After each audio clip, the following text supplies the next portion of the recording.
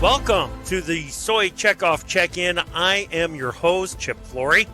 Let's meet Don Wyss. Don grows soybeans for seed, Plenish soybeans, corn and wheat in the Fort Wayne, Indiana area. He is a sixth-year farmer leader on the executive committee of the United Soybean Board. Don, welcome to the Soy Checkoff Check-In.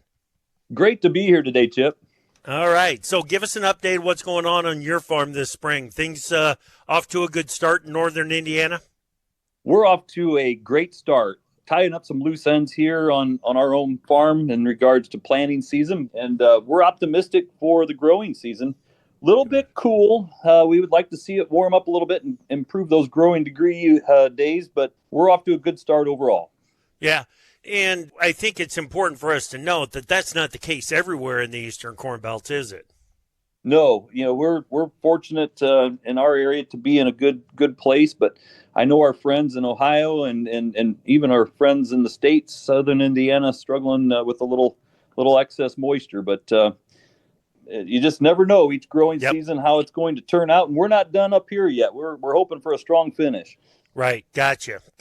Okay.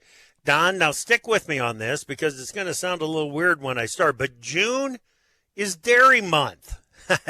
And the Soy Checkoff is celebrating by highlighting the high oleic soybeans. Now, from your perspective as a farmer, how does it feel to be part of something that's creating value well beyond the field and helping out that dairy industry? Well, when we think about our efforts on the United Soybean Board and bringing value back to soybean farmers across the nation with the soybean checkoff, when we started this effort in regards to the high oleic soybean, it really came out as a food use in the big picture. But boy, we're finding just a exciting story that's emerging on the dairy side and the feed side of including that roasted high oleic soybean into these dairy cattle and bringing a little bit more fat into that dairy and increasing that overall yield, bringing higher profitability. So real excited about the opportunity that has evolved there over the past couple of years and growing momentum as that goes forward. Yeah, it already about a third of the oleic soybean crop is being used in dairy rations, right? Yeah, that's correct. It's broke down, and as a farmer, I'm excited about that. When we were faced with one use in the food side, if that calmed and cooled a little bit, we were at the mercy of that side of the industry to affect our demand. But breaking that up and now having that feed side about third into the dairy rations gives us a lot more flexibility and overall stability for that program going forward. Okay, so on these high oleic soybeans, Don, what kind of a return have you experienced? Is it worth the effort of identity preservation?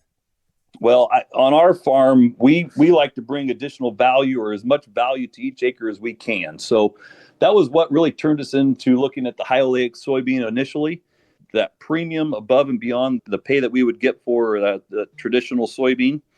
But, that premium's held in there. In 2024, with the crop that we harvested back here fall of 24, we're getting a $1.45 premium above and beyond the soybean base price.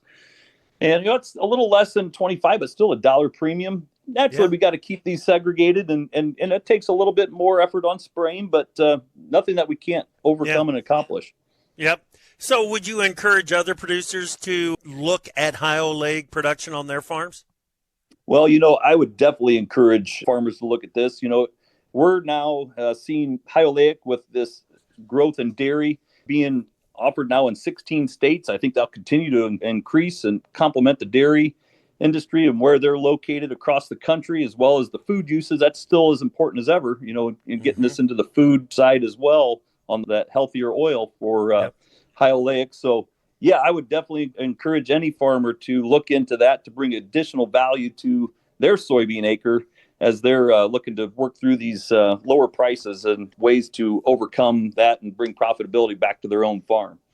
USB has invested just over $100 million in high oleic development, and that has already turned into a $320 million return in those premium payments back to farmers that are planting the high oleic traits. Don, thank you. Appreciate your time, and we'll talk again soon. Yep. Happy to be here, Chip. That is Indiana farmer Don Wyss. Don is a 6-year member of the executive committee for USB. You can learn more about high oleic soybeans and how the soy checkoff is working to improve genetics, develop markets, and discover new uses for the crop at www.unitedsoybean.org. I'm your host, Chip Flory. Now, let's get back to AgriTalk.